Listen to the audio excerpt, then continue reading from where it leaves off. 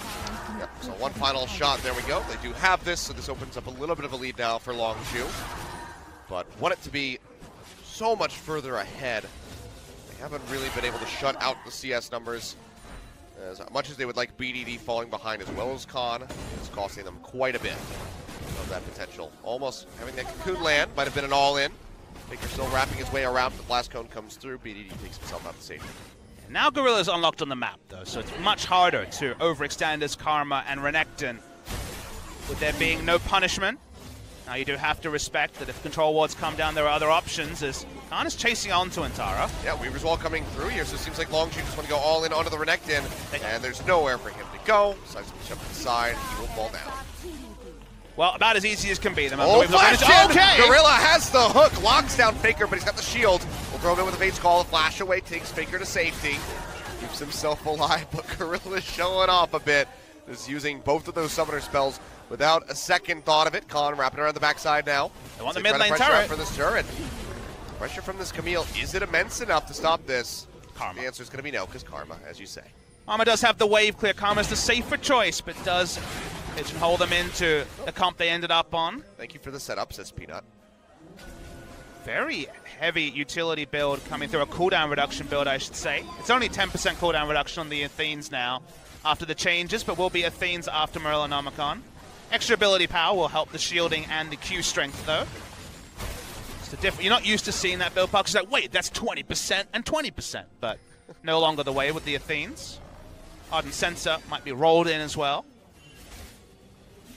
And we're going to be seeing a lot of Ardent Sensor Taric on the next patch. I hear that's good. Oh boy. Maybe we'll see more comeback. No, we will not. His comeback won't be short-lived. Yeah. Everett, though, surprising. You know, just crushing yesterday. Let's not talk about that series. This one's way better. Oh, no, it is. That one made me sad. It's hard to see Legends fall, as some SKT fans are probably feeling today, and how I feel on Shai's 26th birthday yesterday. It was not the best display, let's say. Something, Trundle. He was certainly a troll. Good wall control. You see double control around the bot side river, which means that Talia, if she decides to come in with the Weaver's Wall soon to be available, will be coming out of vision. You're not playing exclusively on top side. Good CS lead for the Renekton, but with those early kills, it's not the 0-1-2 Camille it could have been. Everyone just tiptoeing around this top side of the map at the moment. No one really showing forward. Drake is the next spawn, so you can be a bit more liberal in ignoring the bot side of the map. To make sure that nobody picks up that Rift Herald.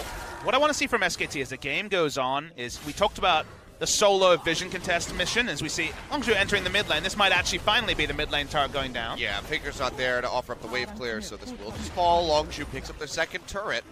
2,000 gold lead over to them, so nothing too massive, nothing that's unrecoverable by SK Telecom, but they are slipping behind yet again. Just to finish the point, what I want to see from SKT is if they do try to contest vision, which inevitably you have to at some point in the game, they cannot do it as one. They tried it with just Karma earlier. They need to be smarter at contesting vision, because everywhere they can't go, i.e. everywhere controlled by a control ward from the side of Longzu, could be a Blitzcrank, could be instant death. So you have to, as a team, play the vision game more so than ever with the Blitzcrank on the map. It's good to see. 4 members down. They get rid of the control ward as the Drake spawns.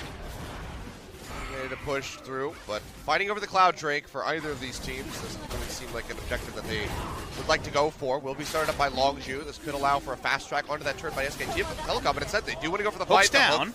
From Gorilla does whiff. Doesn't find anything. Ren stacks coming through here for Trace. You would have to expect Longzu to be able to pick this one up, but it's going to be the ensuing fight. Already cast there. Close it out, doesn't find anything, and it seems like both of them might go their separate ways. There's a massive wave built up here in the bottom side of the map that SKT does have to respond to. SKT does kind of lose in multiple different ways because they don't contest. Camille gets free farm in mid and the wave is pushed in. So because they make no decision, the indecision is pretty heavily punished. 19 minutes 20, so Rift Herald is still on the map. Could be a very late take, but SKT are going to walk up. Just don't think it would happen fast enough here for the side of Longzu. They will just go ahead and spend some gold as Khan holds on to this top turret, trying to catch back up here alongside Untara. Still going to be dragging behind a little bit as far as that CS is concerned. But 17, and with the 2 kills, honestly, it's pretty much gold parity on the side of Untara. Sorry, from the side of Khan, I should say. So he wants to be ahead even more. Untara certainly does, but Khan is pretty happy with his spot. 2 items complete. Longzu going to play the side lanes, but it's much more easy for them to play the side lanes when they have the turret advantage and also the Blitzcrank compared to SKT, where every time Karma enters bot lane, they can't really invade to contest vision, and then you just wonder, wait, where's the Blitzcrank at? Potential headaches it might cause. We have that information. He's top lane. Could be giving Untara some pain here in the near future. Talia is bot lane with no teleport, of course, and the Weaver's Wall is not going to help if there's a 5v5 in top side. It's now the juggle of playing up and trying to get the most, but also respecting the collapse potential from SKT. Oh yeah, that double control brush right there. Fat money going over to Cuz. The most controlled. Now you really can't see anything. All right, well, BDD is already gone ahead, wrapped around, knows that he drew enough pressure for somebody to have to answer that wave, so Untara has swapped down to the bottom side of the map, and Longzu just want to go ahead and open up, try to find this one. Flash forward yet again, Gorilla does find the hook. Fate's Call already prepped just to keep Faker locked down, ensure that he cannot use that flash at all. Peanut will be able to make it over the wall with his own, takes quite a bit of damage from BDD on the exit, but that will be this final outer turret going over to Longzu as they just keep up the pressure. I mean, Longzu's just playing as a team. The 5-man roam, the 4-man roam is so on point, and SKT, they rely on, okay, I've got a champion with great wave clear that'll stop it going down on this wave, but they have the extra initiation, they have the earlier grouping. Kalista makes grouping so easy. Often AD carries wanted to stay bot lane, farm up, where's my 3 items? But when you have the Fate's Call, you know you'll make the play with the Blitzcrank, whether the hook hits or whether the hook misses. They continue to snowball. 2 items there for Kalista, who just wants to speed up the pace of the game and stay strongest. And for now, at least, SKT will get a lot of damage on the bot lane turret, but that's about it. And he's getting pitched on here. Cuz does have that explosive cask ready to go. He can try to lock down Untara, gets the body slam off, slows him up. Knocks him back, and well, there's 2 other members here. Just go ahead and take him down. So he'll pop that dominance. He'll buy a little bit more time, but it's not long for this world. So Khan, with his 3rd kill, 3-1-2 on this Camille, is just becoming absolutely disgusting for SK Telecom. They have to try to deal with him. Has that TMF coming through as well. He just didn't have the vision control bot side to be that far pushed up. We've criticized Keen from Everate, for example, being a young player coming in, not being able to make those plays. And solo death is what you call a play like that, where he doesn't have the vision control, even though he's at a decent point in terms of dueling with the enemy Camille. He doesn't have the vision or the team support to play there, and that just means that Khan walks in, can take a free turret. Nothing Untara can do to answer it. Will not teleport, so it will die too fast, and of course wants to hold on to that for the team play. And it's a bonus objective because SKT misallocate in the mid game. I mean, let's be real. Khan was able to finish off that turret before Untara even respawned. Yep. So he's just got so much power behind him right now. And Longzu are looking very good.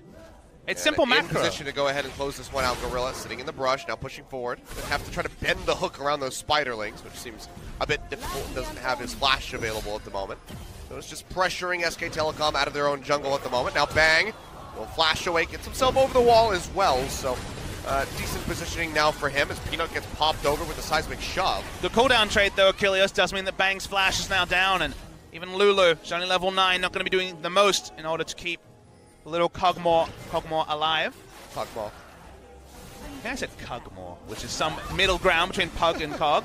Well, they're going to try to make a play in onto Bray. Takes quite a bit of damage. Is able to jump back with that flash to avoid the ultimate this coming is down from all in. Cogmore. Yeah, they will just go in. Khan trying to lock down in on the fingers. Goes forward. Finds the kill yet again. Now Untara getting a nice heal coming through, but he is still just a lamb to the slaughter. Double kill over to Khan. BDD gonna go ahead and scoop up a 3rd. Bang yet again. The Acathian surprise just not gonna be able to do anything. And Longzu are looking for Baron. I just don't understand how SKT keep drafting the same identity, keep ignoring what's strong in the meta. The Kalista is gonna beat them, it seems, for a 4th time. Longzu control the pace of the game again. They start grouping. They've got Wombo engaged. Of course they do. They have Kalista, and they got the counter pick of any engaged support. Whether it was Alistar or Blitzcrank, it would have worked. But this is the most brazen on the pay paper from Khan, but then they walk in, there's so much engage, already Fate's Call used, someone's going to get bounced into the team. It's the Karma, and from there, it's only ever going to be a killing field for Longzu Gaming. Well, SKT, I mean, it was very competitive at the start of this game, but now the hopes are just all but completely gone now. Everything just dwindling. They're suffering such a heavy gold deficit at the moment. 8,000 gold behind. 11-4. Longzu are just stomping them out. Again, there's a way this comp can beat the Longzu comp. It's not impossible. It's not like they've drafted themselves no win conditions to Zantara. He's caught. Well, they do have a TP. Threatened out by Faker, but they just get a free flash, they get a teleport taken away, so Longzu with that pressure still come out on top no matter what. But what I want the viewers at home to understand is that, sure, they walked up, they killed 4 people. It's easy to say, well, that was the mistake. But the mistake was before. The mistake was bot lane with Untara, pushing up without vision, losing a free inner turret that gives them all the extra control around bot side. That was the mistake that can't be repeatable if you're going to try to outscale, because it's about losing the minimum. Instead, they were pushing up. Untara was going to get traded, nothing more as Banks caught. Yeah, he's just going to get popped right into there. He goes down. BDD not able to get killed because he does scoop this one up for himself. Banshee's Veil going to eat that passive from the Cogball, and it's just turrets falling around the map as Longzu have the full court press going. And there's really nothing SKT can do. They're going to lose a inhibitor turret here, you'd imagine. Renekton already. I mean, no one can walk up towards Gorilla. Or pray with the Fate's Call for Gorilla to make it even easier to hit the hook. We were talking about Hook City when you have control wards. They're doing it in front of them, in front of the base at 26 minutes. I mean, this is such a swift game here for Longzu. Still not over yet, but you'd expect that this one's probably going to be ending in the next 5 minutes or so, perhaps, unless SKT can put on one hell of a defense as they lose their second inhibitor. It's just so hard to say anything, Kilios, because the despair that you're going to be feeling as an SKT fan is that, again, there's not really one person to blame. There's a lot of factors to put in here, and people should know that if you're not aware, in Korea there's quite a lot of out-of-game issues. Bang is struggling with some feedback from the community. There's been a lot of frayed tempers there because of the loss to Rift Rivals and other things spilling in. So outside of game stuff, that seems to be a query. In-game, though, macro-wise, this is SKT. They have the most impeccable macro of any organization ever. It keeps letting them down, and with multiple different rotations of players. It's not just Untara's fault. It's just the most obvious mistakes in this particular game. Their drafting also was behind the 8-ball. They came back from Rift Rivals. Both top laners playing almost only Jackson solo queue. They believed in 1-3-1 and 4-1. That was not working for them. They've gone back to team fighting against Jin Air, and today that's not working for them. When it comes to drafting, the focus on Lulu and Zyra, that can be criticized. That's not just Koma's decision. There's everywhere across the board question marks, and we can't know everything, but the end result is what we see. And the end result is Longzu looking for a 2-0. I mean, it seems like they're going to have this one. The Weaver's Wall just to cut off SK Telecom. They have to worry about these super creeps that are piling into the base anyway. Third inhibitor will go down. And Longzu are looking for a pre-30-minute victory, a 2-0 victory over SKT, and that'll hand them their 4th in a row. They're 13,000 gold up, so they got initiation. Doesn't matter if a hook misses. They're looking to close the game. Would take something incredible from SKT to stop it happening now. I mean, before you would expect, this is the team that does have that X factor that could turn something around, but this hasn't been looking that way as of late, so seems like they still will just be suffering another loss. Khan looking for that hook shot, not going to find it. The hook from Gorilla also not going to connect. But there's a lot of damage to Bang. He gets knocked out. The body slam forward as they try to get the lockdown, but instead they're just one around onto Gus. Nearly falls, but it's still going to be Untara, the one getting traded as the Gragas stays alive on the backside. So much damage coming through for Longzu as they seek to finish this game. The last Nexus start getting ready to go down, and nobody from Longzu has died. And 29 minutes just about here on the clock. Christina desperately tries to go forward, tries to get something to trade back, tries to put another kill on the board for the team at least to help their KDA. Is unable to do so. The Nexus will go down 28-56. Longzu gets the 2-0, and SKT are 4 series deep without a victory. There is not a spare seat on the SKT side of the stadium, but there is not a peep coming out from them either. Achilles, only calls coming from the side of Longzu Gaming. They're the ones celebrating. They're the ones who pretty surgically, especially in Game 2, were able to take down the team comp from SKT. We talked about the support counter pick happened in both games. They chose the laning choice the Zyra in game 1 did SKT. Lost lane by 50 CS to a Kalista. Game 2, they leave Talia Kalista open on red side. Already, you've messed up. That's a mess up in the draft. And then the Gorilla taking his first time Blitzcrank in competitive play, and just together, you can't make mistakes. They made macro mistakes. The game ends much earlier than they would ever have imagined. And no one right now looks happy on the side of SKT. They're trying to keep Peanuts' spirits up. Maybe he's understanding that it's probably going to be blank playing next time. We still don't know what the best roster looks like for SKT. We don't know if they have a read on the meta because they seem to be off the boil. Individual players have struggled at different times. It's all falling apart, and like I said during the game, and kind of amusing fashion, was what does it mean? And increasingly, I'm left at a loss for words because we want to say we know what SKT-T1 in League of Legends is. And now I'm starting to wonder if we know what SK Telecom in League of Legends was. That was deep.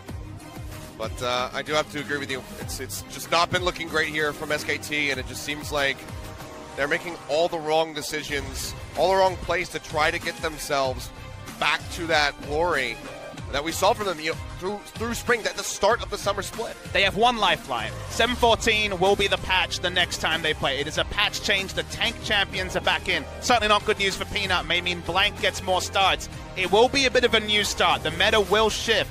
May work against Kallistas and bring in other hyper carries to the bot lane. Maybe that's what they need, Achilles, because on 7-13, they have now played their final game. They are 0-4 on this patch. Still just, begs the question, if they couldn't get caught up with this meta, will they be able to adapt to 7-14 as well? I mean, Peanut is struggling the most. It's the Cinderhulk meta. It hasn't been around since 2015 as a jungle enchant, and that was when he struggled for the first time on Najin. Wasn't fitting the meta. 2016, it wasn't about the Cinderhulk. 2017 hasn't been about it. Now we're getting tanks out of the jungle, and that's never been Peanut's happy place. Yeah.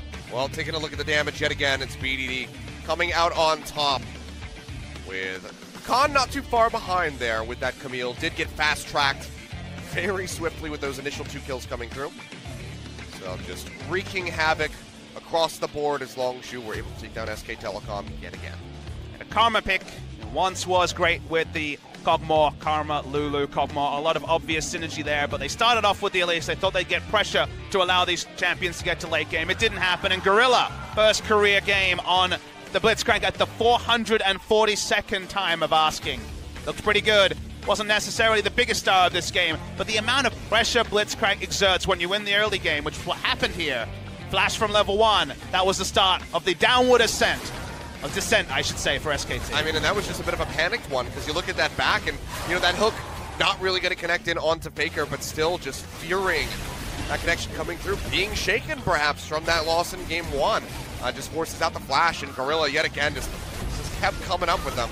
A couple misses near the end of the game, but the amount of pressure that he was exerting as this Blitzcrank was just insufferable for SKT. Right, strangled in a pretty apparent fashion. Here we're watching all the collapses on Tara Court a couple of times, top and bot side. Wasn't even Blitzcrank relied on that in that scenario, but here we go. Flash hook, baby. Yeah. Does it over and over again. Faker was able to get away from that one. But this is the one perfectly chained together. The Fate's Call immediately comes through. Prediction on a prediction there. You would first thought that he would juke towards the minion line, but jukes away from it. Nice prediction from Gorilla. And then bang, who's desperate for farm. Weaver's Wall, the Blitzcrank hook, you split the difference, you get 100% of a flash, and then this was the team fight that completely was the icing on the cake, and another great cast from Cuz. Definitely a bit robbed, I would say, from that Game 1 MVP. Had some great performances there. But, I mean, everybody on Longzu just so cohesive in this series. They got that 2-0 victory. So really solid stuff by them. But now it's time to hear from our MVP. So we're going to throw it over to Joel. Hey, buddy, how's it been? Haven't seen you in a while. Take it away with the translation. How has it been said? Achilles, once again, great casting for you guys. Once again, we are here with Joel with the MVP interview translations. And we're going to be here with from Longzu, who picks up a 2-0 victory against SK Telecom. We are here with the MVPs for today, BDD and Gorilla, for the interview. BDD, you beat SK Telecom, now you're in second. How do you feel? We felt really good coming into the game. We just kind of felt like we were going to get a good victory today. So getting the actual victory feels really nice. Yeah, when I woke up today, it was just a very refreshing feeling. 그래서 사실 그 고릴라 선수 SKT가 요즘에 좀 부진하긴 합니다만 사실 쉽지 않은 상대잖아요. And Gorilla, even if SKT Telecom has been on a bad run, they're never an easy team to face. Yeah, we kind of tried to get that out of our mind because even if it was SK Telecom, we just wanted to do our game and just play how we always play. And a lot of people really highly rate your play, BDD, with on you on the mid lane. Do you have any sudden changes that you saw in your plays? I try not to think that I'm playing well. I always think that I always can improve on certain aspects, but every time I do win, I do get a bit boost of confidence, and that really just helps me play much better than I always did previously. 사실 이런 말이 좀 겸손하다 이런 생각이 드네요. 더 잘해질 수 있는 거죠. 그렇죠. 앞으로 더 기대가 됩니다. 그리고 게임 얘기를 좀 해볼게요. I want to talk about the game a little bit now. 상대가 좀 세주안이 정글을 꺼내들고 And the opposition showed up with the Sejuani jungle, but 자이라를 좀 꺼내들었어요. 그 픽밴을 보고 but went with the Zyra instead with the Sejuani. But what did you think about the composition overall? Yeah, we decided to go with the Kalista Thresh, and Zyra is really a counter to the Thresh, so it was a tough laning matchup for obviously, but I feel like after the laning phase, it was a little bit easier to deal with.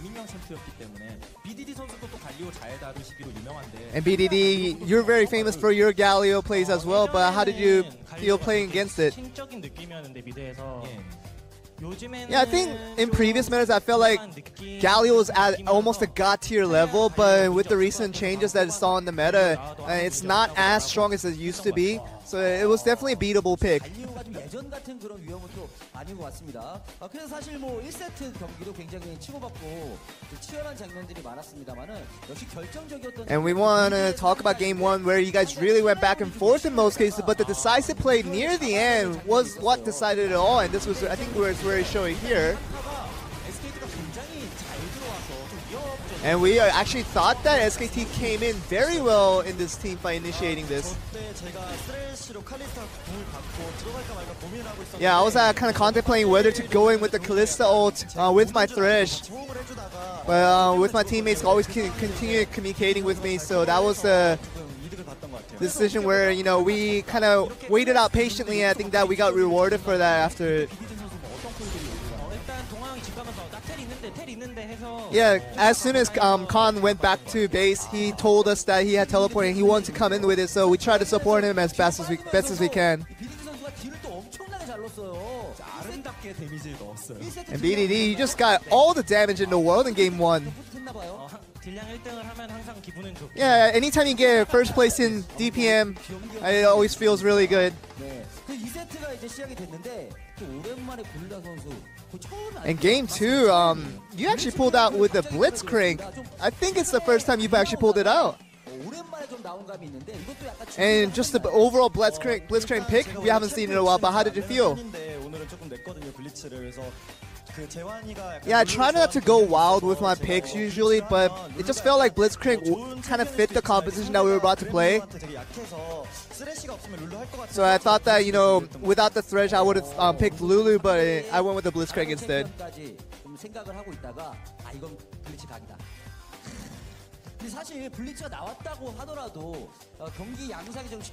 And even if you pick up the Blitzcrank, it's always hard to make a play, especially against the best teams. But yeah, I think with any type of grab champions, if you get one grab, it just snowballs into more grabs, and it just then the strength really goes your way, and just getting that first grab on is the most important thing.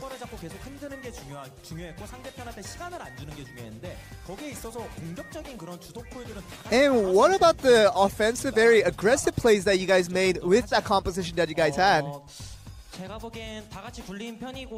I feel like all of our champions in that composition in game two were all snowball champions, and we were really counting on our momentum to carry us through the game. And we just carried with the jungle in our back of our minds, always trying to give us the support that we need. And we want to see a video highlight of examples of these grabs that changed the game.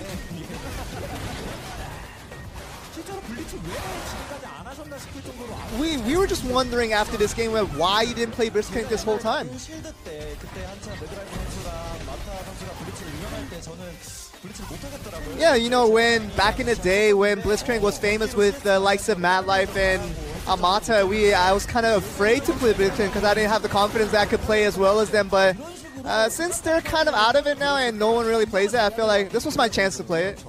그리고 고릴라 선수 하면 저런 블리츠 외에도 사실 뭐 원래 유명했던 잔나, 소나, 뭐 미스포츠 이런 것들 있잖아요. And you know, you talk about these Blitzcrank picks, but you talk about all the unique picks that you came up with recently. 저도 쓰고 싶은데 계속 해보는데 Yeah, I think of things like Jana and Misfortune and whatever, but I kind of want to go with it, but at the same time, you have to think about the composition that you're trying to form.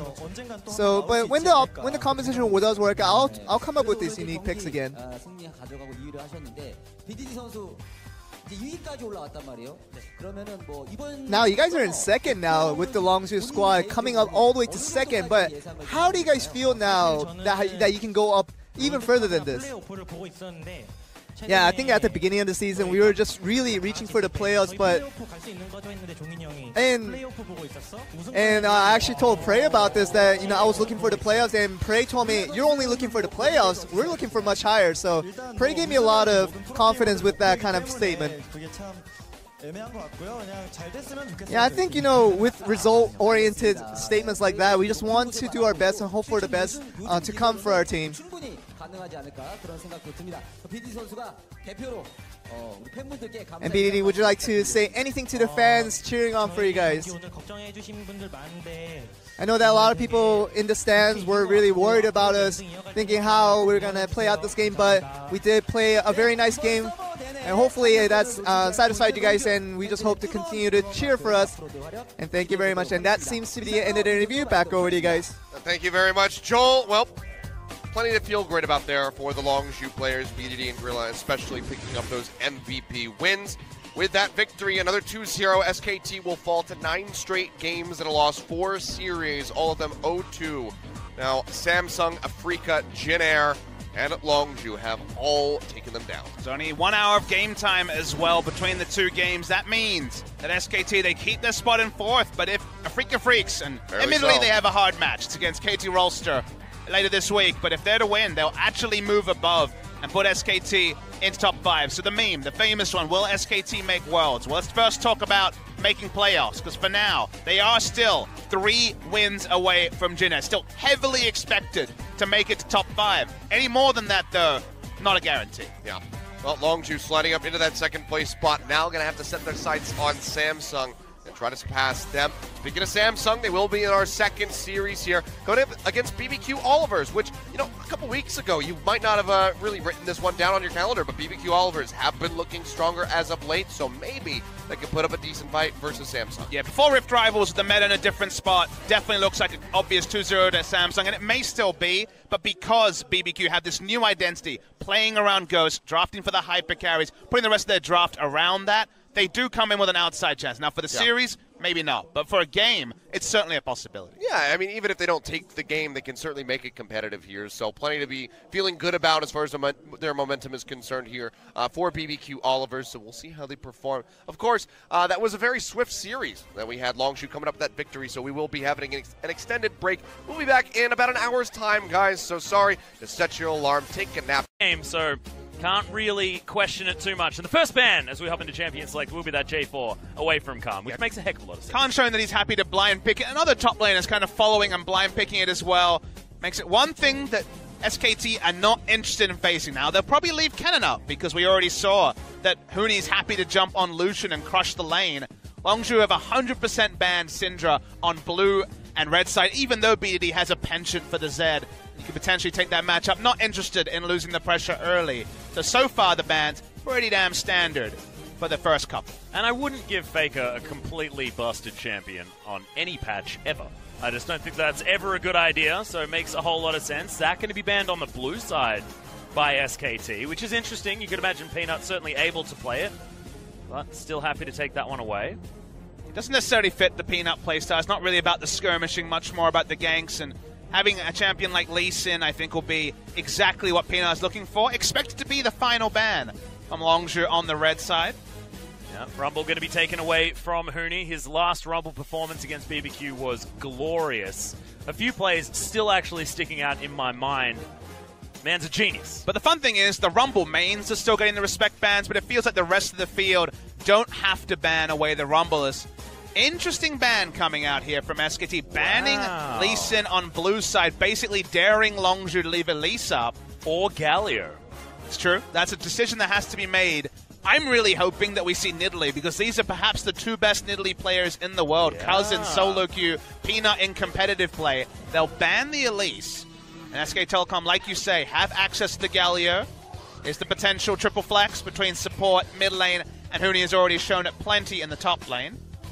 I have a feeling it's sort of the no-brainer choice. It makes me a little bit sad. Papa Smithy, it is going to be locked away. It means that Faker might be playing the Galio in the mid lane, which is not what I want. I want the BDD get Faker super hype matchup of massive carries. And you have to feel like, because we know this is a flex pick, Faker and Huni have already played it in competitive, now on Longzu's side, you kind of have to start flexing as well, Atlas. You have to start leaving it so that potentially BDD gets a counter pick at last. So I think going for the early flex is probably behooved on the side of Longzu Gaming, as Prey gets Ashe. So already hype levels are starting to increase. And increasing further. They lock in the jungler here. So locking in Kha'Zix. After the first three are gone, it feels there's a lot of more options in the jungle pool. The Rek'Sai, like you say, has been visited by both junglers with no real impression being formed. But that's a really high priority onto Kha'Zix, especially when Galio's there, who's one of the best meat shields at making Kha'Zix irrelevant in teamfights. Yeah, so like the trinity of junglers banned away, and Kuz thinks that Kha'Zix is the next one in line. I mean, no one really is getting the value out of Graves. It feels like the last nerfs have really put him on a lower tier list, so tracking where to expect specifically the jungle matchup to go, with people even mixing around with the Rek'Sai, is fun to track, as maybe we won't see a last pick for the mid lane. But he's considering taking a mid laner here because he will get to double ban Faker's mid lane, or potentially just have a farm lane against the Galio, depending on where SKT want to go. So SKT do now have more information with what to work around. You could ban Orianna in this spot, or just take the matchup if you so choose, but SKT do have the flex to talk about. I feel like banning Karma makes a heck of a lot of sense here, because Faker's happy to flex the Lulu into the mid lane. What about Twitch? Do you ban Twitch in this scenario where they already have Lulu, and for example Galio can just heroic entrance defensively? Would you flex the Varus to the mid lane? My apologies, looking past the Varus there, so no need to ban away the Twitch. Huni could play it in the top lane, Papa Smithy. I mean, he's got a penchant no dashes makes that a little bit upstairs. That makes it a little bit harder without the dashes, but you're right. Stranger things have happened on this rift. Exactly. Shout out to Season 2. Banning away just the cannon in terms of a top lane champions. The top lane matchup, I think, is the one that's been the least investigated. You know, when you have Bang Wolf versus Prey and Gorilla, Faker versus BDD, Peanut versus Kuz, one lane has to be looked over. And look at this, Lucian ban coming out. They are respecting an AD carry for top lane, but a different one. They are. I like it. I like it a lot. But it does force them not to ban out Faker's champion pool, and that Karma ban that I was talking about might actually be relevant, unless Longzu just pick it up right here, which makes sense. But Thresh is the top priority. Yep, Thresh is available, so a pick comp with the Kha'Zix potentially to profit. But the moment that you start loading in Wild Growth and Galio's damage reduction, pick comp in the mid to late game looks a little bit more difficult. So Longzu already, it does feel like, even without their full selections, are kind of marking the early game as their territory to strike, as waiting to see what Faker will choose into the Talia. Oh, it will be the Cassiopeia, so they're flexing the Galio towards the top side of the map. Longzu now know that. See what they're actually going to pick into it is Khan. Going to continue his lane-dominant style, potentially, with a Renekton. Well, with Fiora taken off the Rift by SKT, it did really open up the top lane Galio. It's one of the few matchups where Galio can actually be overwhelmed, is the Fiora, and Khan is a very known, especially solo queue Fiora player. So Renekton has pressure and can definitely start trading strongly with the Galio, but the kill factor really isn't there compared to someone like a Fiora. And in the late game, it feels like Galio has more tools. So Longzu are marking their territory. They're saying 25 minutes, big gold lead or big pressure lead, or otherwise it does feel like SKT will have a lot of tools in the late game. It's not necessarily going to be one-sided, but a lot of the power is front-loaded for Longzu. And the thing I find really interesting is the fact that now Longzu have the Ashe Thresh on the bottom side of the map, arguably the best champions for both of these players. Gorilla, when he can get into the right position on the Thresh, looks unbelievable. Praise Ash just does not even need an introduction. And what they've done is focus on the rest of the map on the side of SKT, and we'll see where their focus is going to be in the game as well, whether they're just hoping that Bang & Wolf will hold their own against what can be a dangerous lane. I mean, to me, this is the most interesting. Seeing the Kha'Zix prioritize so early in a spot where, sure, it can pop off, but the moment you see Galio, I know that my instincts are like, I don't know about Kha'Zix, feels like this is going to be really ruining my day, but things can go different. The 2v2 is always the highlight when these 4 players take the Rift as well.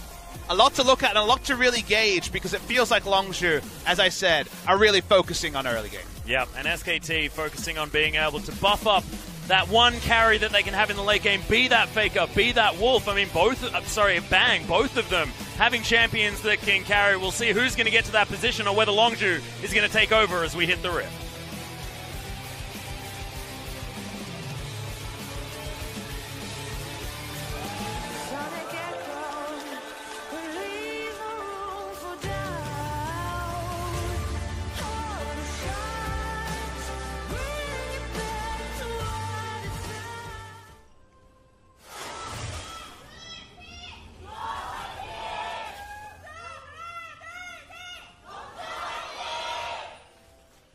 Big cheers. The OGN studio tonight. Of course, all of the fans turning up. It's a better time as well. I mean, our first series, I feel like it's a little bit biased given the fact that that one started relatively early in the day for the fans here in Korea. Well, this is the one I think everyone was looking at with Longzu's great week 1 and SKT being SKT. Draft pretty even, I think, across both sides. Identity here from Longzu is the sort of comp where every lane looks like a lane you're pretty happy to gank as Cuz. The strong CC on hit on top lane, reliable in bot lane, and even potentially the knockback coming in from the seismic shove in mid lane as the fans come in with their cheerful. So sort of draft where Cuz can really get ahead, and I think SKT pushing in and getting early information about where Cuz starts is smart, because it does impact which lane he can look for a level 2, level 3 gank on and start that snowball. Yep. First time we've seen this Renekton skin in Korea as well. So when you trade vision like they are here, as Longzu have gotten in aggressive wards on the red side and SKT gets aggressive wards on the blue side, it ends up making jungle pathing more predictable and thus promotes farming. And if you look at the 2 junglers, Graves is certainly going to be the happier of the 2 to make that farming happen, as Cuz is potentially going to get Raptors stolen away, so he backs off. But none stolen. Yeah, he's able to at least lock down all of them. And BDD gets some free time here with this minion wave. So again, SKT forcing this trade of information does benefit them, given the jungle matchup, because Graves theoretically is more likely to get the farm matchup to 6 that he's looking for. Yeah. Well, largely unharassed is Peanut as he moves around his jungle. He's going to ignore his red buff and head over to his blue side of the map, making sure that Cuz isn't able to steal that one away. Cuz just knows there's a ward, so he started to walk towards enemy blue, thinking he was going to potentially opt into vertical jungling, but thinks better of it, and we can see that Graves is going to go straight to blue, so smart move from him. Was that a mind game, though, to make sure that Peanut does move over that way? Because, of course, vision was shared on both sides. I like your thought line, the next levels. Always the potential when you have great players on the Rift. Bang & Wolf harassing a lot. Of course, range advantage certainly there as BDD and Faker fighting this one out. The Twin Fangs really forcing the Talia off the wave. And big regen advantage. Faker went Corrupting Potion against Doran's Ring. That means that BD will have to burn through 1 potion to even get half health and a second one to be topped off. Actually, playing this lane out quite intelligently. I like that, using the slice to get out of the Winds of War. Basically, there should never be a time where the Winds of War should both harass Khan and push the lane. So it's all about managing your minion wave to be able to get harass in, punish Galio, whether he chooses to wave clear or whether he chooses to harass, and try to get the trades in there with no resources. So Khan has more options in this lane, and you can see he's gone super aggressive. He's gone Keystone-wise for the Fervor, so he's definitely looking for those all-in trades and the amount of procs you get from the W especially. The Battle Crocodile. It's amusing how 2 times ago we saw Faker just dominate people as the Cassiopeia, and then the grand final against G2 was on the feeding end of the case, so Maple and Perks had different Cassiopeias to deal with, but Faker's Cassiopeia inspires fear from the best of us. It certainly does. I'm a little bit frightened here, and I'm actually just casting him, so it's not even going to be a problem. As Cuz discovered in his jungle. He's done a full clear, just has the Gromp to go. That one's going to be sorted out. Full clear versus full clear. Advantage SKT, so the early game has kind of played like we mentioned. No early ganks for Cuz, and Gray's farming away. BDD has done well to keep up in CS, but he is going to have to go back very soon. Especially if Faker is going to hit that level 6 mark. Still a couple of levels to go, but this lane is very scary for BDD as Faker blocks out the siege minion. He stopped the cannon minion from going over to BDD as well. He missed that one. Pressure's similar in top lane, but the CS advantage a little bit bigger for Khan. Oh, God. Actually pressuring Huni all the way away from his turret. Speaking of pressure, BDD has maybe 2 spells in him. Faker has the Ghost, isn't going to use it, of course, gets himself to a good position, but BDD does at least get a free back, which is, I think, what Longzu were looking for. It was definitely, obviously, you'd love to get both, but they got one advantage in the case of getting a preferential back time, like you say, relieving some pressure from the mid laner. It's going to be an extra Doran's Ring and those boots. Refillable potion is in there as well. Gorilla's identity in this game is going to be fun to track.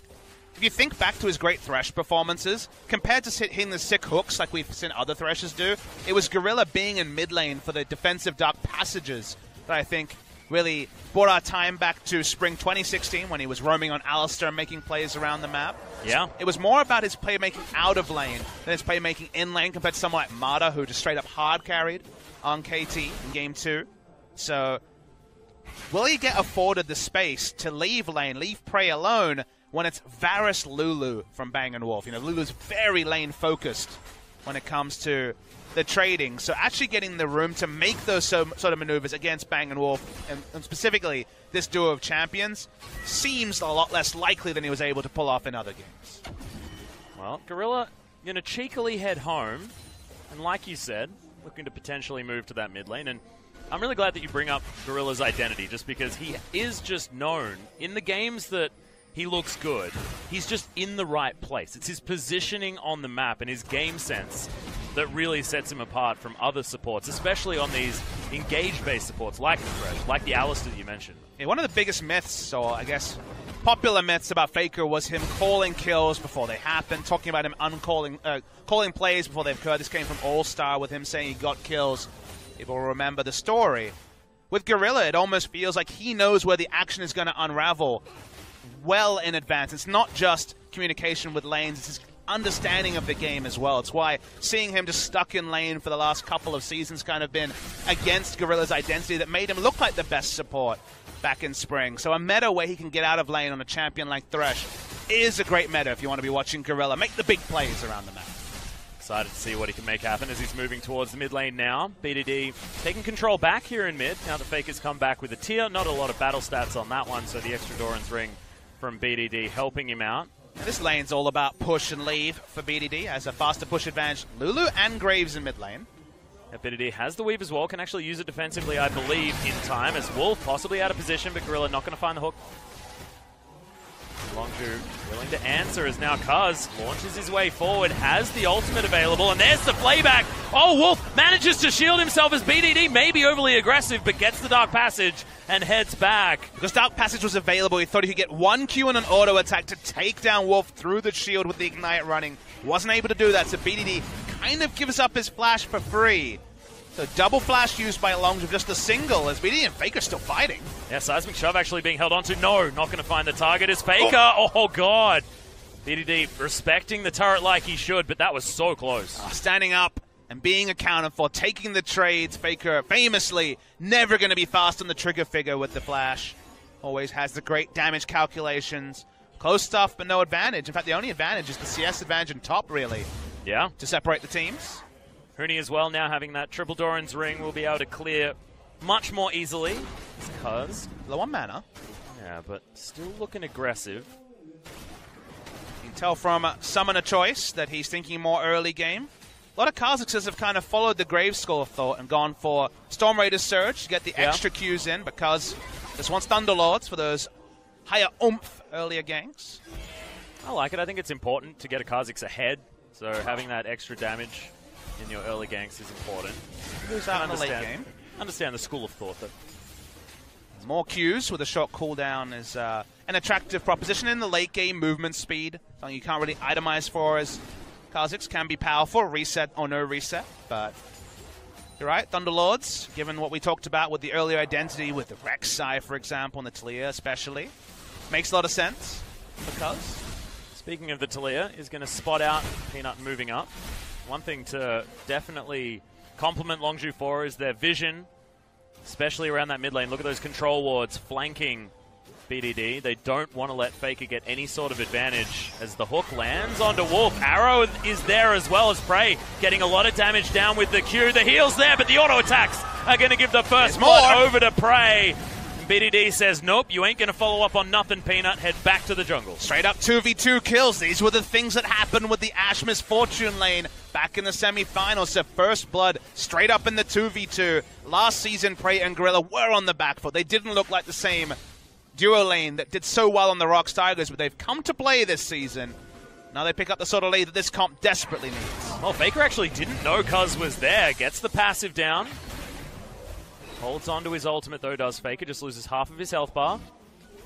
Yet another member of Longzu moving down. More vision now available for our red side team.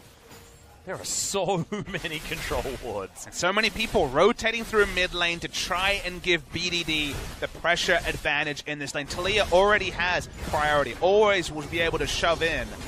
But they're throwing in more resources to actually get true mid lane priority, which against Faker, doesn't matter what the champion matchup is something to crave and something so few mid laners have ever claimed. Oh, yes. Taking a look at the top lane, 20 CS lead for Khan approximately. For the Cull as well, so that will cash in. Yeah. Soon. Doesn't need a solo kill, just needs to farm. Perfect. Feels like a solo kill. 350 gold cash out soon. He's got the dominance, not Dominus, remember. He's got the dominance too. Yeah, both of them. Aptly named, and now BDD looking without the ultimate to come in for a play. Khan just dirty farming here around the back, just baiting them in. BDD, not going to find anything. Optimistic. Yeah. Still claiming the farm is Khan. Losing a lot of his health bar too.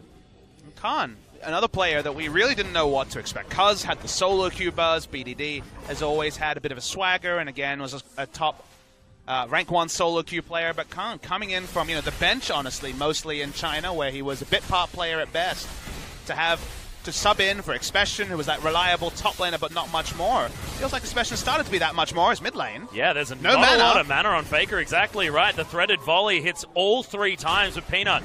Turns up. BDD still wanting this one. Arrow's going to land on a Wolf one more time. Good play from Gorilla. Lands the hook all too easily. No Chains of Corruption are going to save you from that one. Bang just has to watch his support die. Cuz now paying some attention. One member off the map, and Longzu press themselves forward. And he's feeling strong enough to invade in the top side jungle. The bot side jungle is where they really own the map. The bot lane 2v2 getting 2v2 straight up kills means that red side jungle is a lot more unsafe for Peanut to play around. But the proactive plays continue to happen. Prey hits every arrow. This is just really the identity of him as a player. And Longzu are looking for the bonus objectives to vindicate the draft, to vindicate the advantages. They're trying to get it on the top side, but Peanut is here. Yeah, Huni's going to make his way in as well, as Khan may not have got the memo, as the leap is used from Cuz to get himself out. Okay, Khan throws out the dominance. I think he had it on cooldown, might have used it to try and damage the Rift Herald. Speaking of Rift Herald. Well, Cuz is going to jump back in. He wants to steal this one away. There it is! Rift Herald gained by Longzu. They may not be able to pick up the buff, but they at least deny it from SKT. SKT want to make it time out. I was watching Faker's stream where he was playing jungle in Italy and forgot to pick it up. So there is that definite amount of time where you can pick it up. For now, Longzu still don't have access to the buff. It's sitting on the Rift for a couple more seconds. Yeah, this is a 4 versus 3. Make that a 4 versus 2, as Huni is deleted.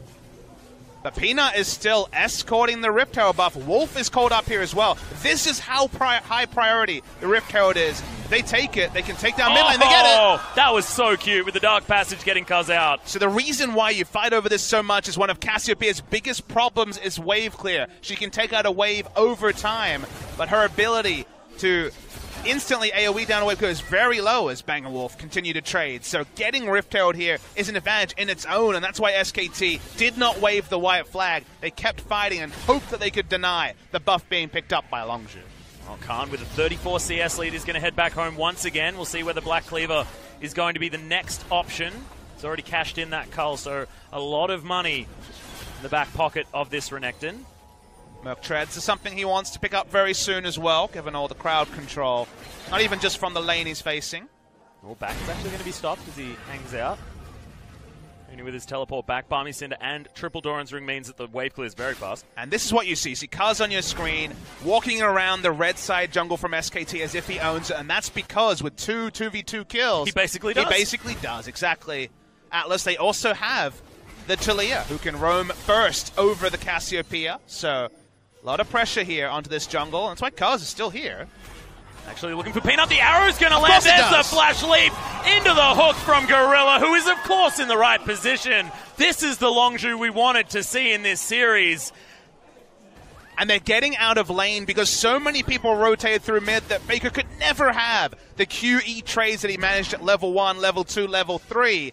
And he's had so much pressure that he's had to respect. There's a bit of breathing room in bot lane from the 2v2 kills, and Kaz is really benefiting, listening to his team, and surprisingly, they're actually going to use the Rift Herald bot lane. They want to get this Ashe and Thresh out of lane now. Yeah, they're looking for that first brick as well. Should be an easy one as, look at this guy, charges up. That's disgusting. Always will be, and I will always react to it. I know, guys, it might be getting annoying. And Prey's annoying. not even going to go for the last hit. He's going to actually just wait a couple of seconds, come in for it now, gets the solo.